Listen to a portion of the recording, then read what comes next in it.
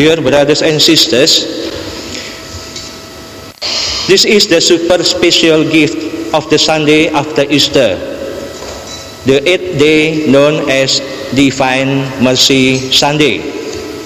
It was officially declared by the late Pope John Paul II of happy memory as a feast of the whole Church, a feast of the third millennium, focusing on God's merciful love for you and me.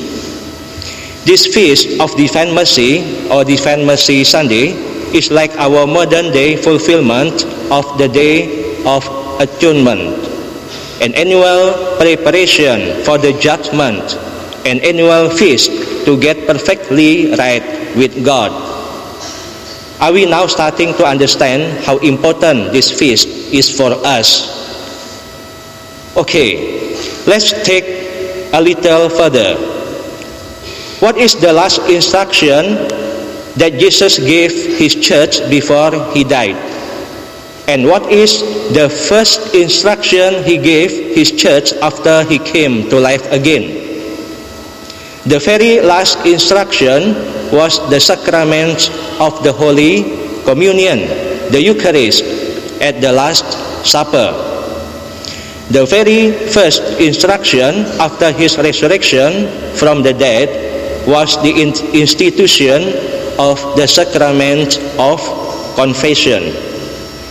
These two sacraments comprise the font of divine mercy, the two sacraments needed to receive the total forgiveness of sins and punishment on this feast day. Recall what Jesus said to his apostles in Gospels today.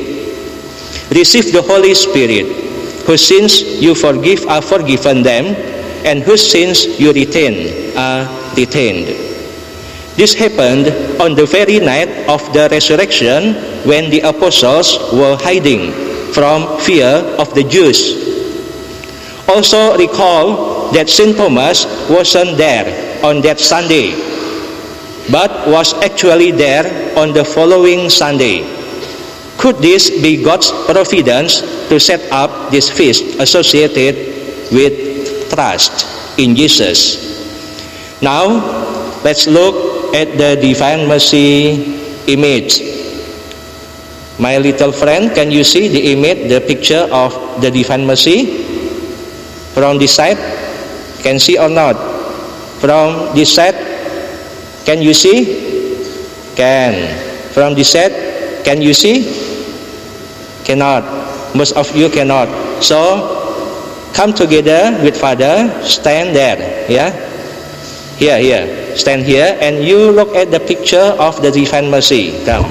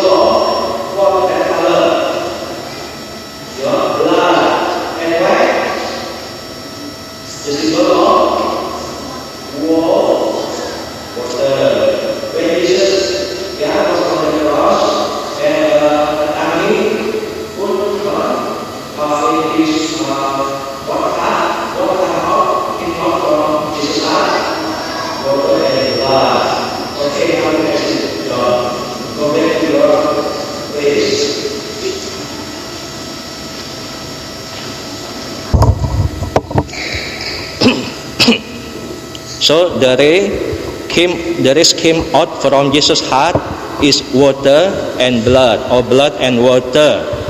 Blood is the symbol of the Eucharist. We celebrate every Sunday, even every day. And water, we use water to clean. Yeah. So the wet one, or water, the symbol of the sacrament of confession. When we go for confession, God will clean our sins. Okay. So now, my dear friends, in the Divine Mercy image, Jesus is moving towards us and asking us to trust in Him. He is asking us not to be afraid to approach Him and to ask Him for His mercy in the sacrament of confession. He is calling us to wash away our sins and to receive Holy Communion without stain of sin, because He wants to give us the absolute greatest gift possible today. For Holy Communion to be miraculous, we have to be completely clean from any sin or desire to sin. Don't ever be afraid to approach Jesus waiting for you in the confessional. Jesus told Saint Faustina that every time we approach the confessional, that He Himself is waiting there for us. So my dear friends, come to the feast for the fulfillment of your deepest desires. Come prepared with a good confession in order to receive the best and holiest communion you ever received, and then at the Lord's table, and feast on the gift of Himself to you. Enter into Holy Communion with the Lord Jesus and be blessed by His body, blood, soul, and divinity. Come to the feast and drink deeply of the desire of your life.